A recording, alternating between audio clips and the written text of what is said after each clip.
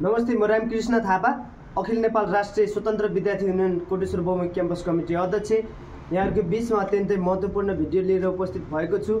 आज मलाई अत्यन्तै दुःख लागेको छ। अनिराज शिविर सङ्गठनको नाममा बदनाम गर्ने जुन किसिमको एउटा शिलापत्र भन्ने न्युजले एउटा न्युज लेखिरहेछ, त्यो न्युजको लागि म गम्भीर ध्यानकर्षण गराउन चाहन्छु। सत्य तथ्य बुझेर मात्र न्युज लेखेको भए हुन्थ्यो भन्ने कुराको ध्यानकर्षण गराउन चाहन्छु। स्वतन्त्र विद्यार्थी युनियन कोटेश्वर बहुमुखी क्याम्पस 2073 सालदेखि अहिलेसम्म निर्वाचन हुन सकिसकेको छैन, किनभने 2079 साल चैत्र 5 गतेको ऐतिहासिक स्वतन्त्र विद्यार्थी युनियनको चुनाव नभइकन पटक सर्दै आएको र 2079 साल चैत्र 10 गते स्वतन्त्र विद्यार्थी युनियनलाई चाहिँ सर्वसम्मत गराएर जुन किसिमको चुनावबाट वञ्चित गराएर हाम्रा विद्यार्थी साथीहरूलाई चाहिँ भोट हाल्न नदिएर हाम्रो विद्यार्थी साथीहरूले आफ्नो उम्मेदवारलाई सही उम्मेदवारलाई छान्न नसकेको अवस्था त्यही बेलादेखि चलिआइरहेको थियो। यही बिचमा म भन्न चाहन्छु, स्वतन्त्र विद्यार्थी युनियन निर्वाचन 2081 साल चैत्र 5 गते घोषणा हुन गइरहेको अवस्थामा पटक सर्वदलीय बैठक बसिरहेको अवस्थामा हाम्रो गौरवशाली सङ्गठन अनिराज शिविरले सर्वदलीय बैठकमा भाग लिइरहेको अवस्था थियो। हामी शान्तिपूर्ण निर्वाचन गर्नको लागि तम तयार छौँ। हामी हाम्रा विद्यार्थी साथीहरूलाई आह्वान गर्न चाहन्छौँ कि आफ्ना उम्मेदवारलाई चाहिँ स्वतःस्फूर्त रूपमा आफ्नो उम्मेदवार हेरेर कस्तो उम्मेदवारले जिताउँदाखेरि स्वतन्त्र विद्यार्थी युनियनले जितेको जस्तो, हामीले जितेको जस्तो महसुस हुने किसिमको कुराहरू विद्यार्थीले मनन गर्न पाउन् भन्ने उद्देश्यका साथ हामीले चाहिँ आफ्नो उम्मेदवारहरूलाई, आफ्नो विद्यार्थी साथीहरूलाई भोटबाट वञ्चित गराउनको निम्ति कोही कसैले पनि के अवरोध गर्छ भने अनिराज शिविरले गम्भीर ध्यानकर्षण गर्दछ, गम्भीर आपत्ति गर्छ भनेर आम विद्यार्थी साथीहरूलाई यो कुराहरू जगजाहेर गर्नको निम्ति हामीले त्यो कुराहरू आह्वान गर्न चाहन्छौँ। हामी विद्यार्थी साथीहरूले आफ्नो उम्मेदवारलाई छान्न पाउनु पर्ने कुरामा सधैँभरि अडिट रहने कुरामा ढुक्क हुनको निम्ति आम विद्यार्थी साथीहरूलाई आह्वान गराउन चाहन्छौँ। साथसाथै स्वतन्त्र विद्यार्थी युनियनको चुनावको तयारीको सन्दर्भमा सर्वदलीय बैठकमा हामीले विभिन्न माग राखेका थियौँ। मतदाता नामावली छिटोभन्दा छिटो सार्वजनिक गरियोस् भन्ने विषयमा हिजो 26 गते म सङ्गठनको अध्यक्षको हैसियतले गएको थिएँ, त्यहाँ कुरा राखेको थिएँ। शान्तिपूर्ण वातावरण चुनाव हुनुपर्ने भन्ने माग राखेको थिएँ, किनभने कोटेश्वर बहुमुखी क्याम्पसमा कस्ता गतिविधि छन्, कस्ता गतिविधि भइरहेका छन्, विद्यार्थीले सुनिरहेका छन्, नजिकबाट निहालिरहेका छन्। हाम्रा विद्यार्थी साथीहरूलाई अनिराज शिविर भए बापत निल डामाडाम गर्ने गरी कुटाइ खाएको, त्यस पछाडि विद्यार्थीहरू अनिराज शिविर भए बापत कलेज आउनबाट वञ्चित भएको कुराहरू चाहिँ आम विद्यार्थी साथीहरूलाई, देश तथा विदेशमा रहने विद्यार्थी साथीहरूले यो कुराहरू मनन गरिराख्नु भएको छ।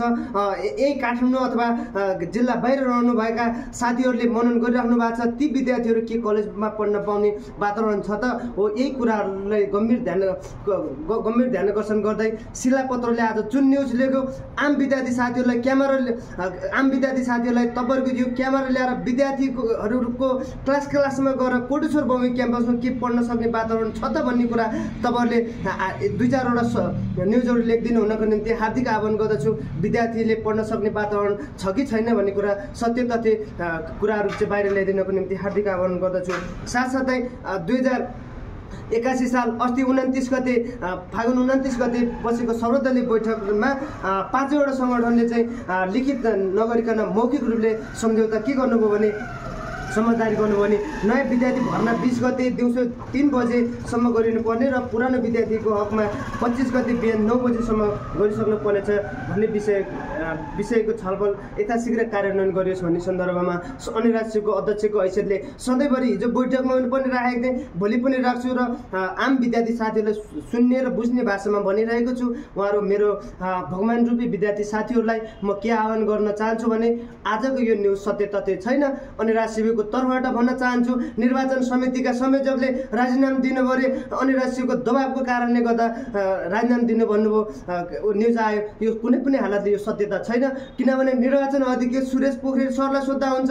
मैले आज पनि 18 मिनट कुरा गरिसकेको छु। के सर तपाईँलाई हामीले दबाब दिउँ त भन्दाखेरि होइन, यो न्युज के कस्तो आयो न्युज अनुराग शिवको तर्फबाट तपाईँ जतिको वैचारिक विद्यार्थी साथीले भनेको कुरा सत्य कुरा हो, तर चाहिँ नि तपाईँले धम्की दिनुभएको छैन। तपाईँ जतिको इमान्दार व्यक्तिले कुनै पनि हालतले धम्की दिनुभएको छैन। अरू केही अराजक समूहले धम्की दिएका भन्ने कुरा गर्नुभयो। यो कुरालाई पनि गम्भीर रूपले छलफलको विषय बनाइयोस्। अनुराग शिवको तर्फबाट क्याम्पस प्रशासनलाई ध्यान आकर्षण गराउन चाहन्छु, तत्काल सर्वदलीय बैठक बोलाएर निर्वाचन समितिको संयोजकले राजीनामा दिएको कुरालाई फिर्ता लिएर यथाशीघ्र चुनावको वातावरण बनाइयोस्। किनभने गैर जिम्मेवार ढङ्गले क्याम्पस प्रशासन र निर्वाचन समिति लाग्छ भने हामीले उहाँहरूलाई सतर्क बनाउँछौँ। देशभरिका विद्यार्थी साथीहरूलाई कोटेश्वर भौमिक क्याम्पसमा आह्वान गर्न चाहन्छौँ, किनभने हामीलाई यस्ता धम्की दिनुपर्ने केही छैन। सर्वोच्च निर्वाचन समितिको सरसँग हामीले सधैँभरि हार्दिकताका साथ समर्थन गरेका छौँ। उहाँ सरदेव गुरुलाई हामीले कुनै किसिमका त्यस्ता गैर जिम्मेवार पूर्ण अभिव्यक्ति दिएका छैनौँ, धाकधम्की दिएका छैनौँ, किनभने उहाँहरूलाई प्रेसर दिएका छैनौँ। यही कुराहरू यहाँहरूको बिचमा राख्दै आगामी हुन गइरहेको 5 गते स्वतन्त्र विद्यार्थी युनियनको चुनावमा आम विद्यार्थी साथीहरूलाई आएर आफ्नो सही उम्मेदवारलाई छानेर कस्ता गतिविधि छन् कोटेश्वर भौमिक क्याम्पसमा, कोले धम्की दिएका छन्, कस्ता व्यक्तिले कस्ता हरकतहरू देखाइरहेछन्, विभिन्न खालका गतिविधिहरू यहाँ आजभन्दा अगाडि केही समय अगाडि पनि एउटा भिडियो सार्वजनिक भएको मैले सामाजिक सञ्जालमा देखिरहेको थिएँ। त्यो भिडियो हाम्रो सङ्गठनको होइन, हाम्रो सङ्गठनसँग केही उहाँहरूसँग हाम्रो केही दुश्मनी छैन। त्यो भएको कारणले गर्दा सत्य तथ्य विद्यार्थी साथीहरूले बुझ्नुहुनेछ। त्यहाँका प्राध्यापक, त्यहाँका क्याम्पस प्रशासन, त्यहाँका व्यवस्थापन समिति र सिङ्गो टिमले चाहिँ अनुराग शिवले गरेका लोकप्रिय काममा कसैले भनौँ न कुनै सङ्गठनले चाहिँ बन्दितपूर्ण ढङ्गले लाग्छ भने अनुराग शिवले यसको गम्भीर ध्यान आकर्षण गराउन चाहन्छ भन्दै आफ्नो भनाइ यहीँ टुङ्ग्याउँछु र यो भिडियो छिटोभन्दा छिटो धेरै विद्यार्थी साथीहरूको कानमा पुग्नेछ भन्ने अपेक्षा लिएको छु। धन्यवाद, नमस्ते, अभिवादन।